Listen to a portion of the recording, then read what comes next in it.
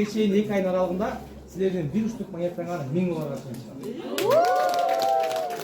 Жогорку кеңештин депутаттары крипто алдамчылык үчүн жазаны күчөтүүгө чакырышты. Алардын айтымында интернетте күмөндүү криптовалюталык долбоорлорду, анын ичинде MCN Coin'ди жарнамалап атышат. Шылуундар, аферистер элдин ишенимине кирип алып, ар кандай суммадагы акчаларды алып, ошол эле убакта мынакей бир мисал келтирип кетким келет.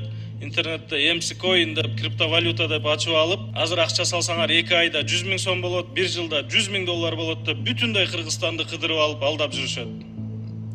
Ушуларга жазаны күчөтпөсөк, эртең урматтуу президентибиз, урматтуу Камчыбек Кыдыршаевич деп кайрылуулар жасай баштайт да.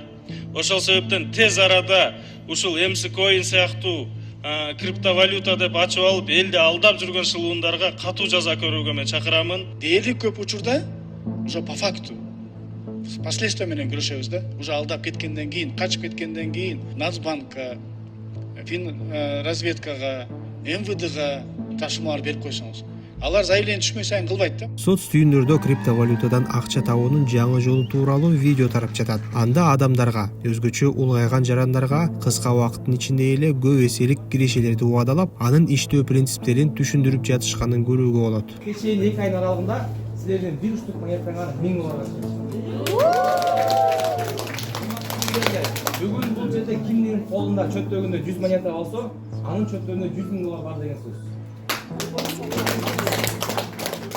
Буга чейин Фин көзөмөл кызматынын өкүлү Азаттыкка берген маегинде MCN Coin Кыргызстанда расмий каттоодон өтпөгөнүн билдирген. Ошондой эле мекеме бул долбоор тууралуу маалыматтарды ОКМКга өткөрүп берген.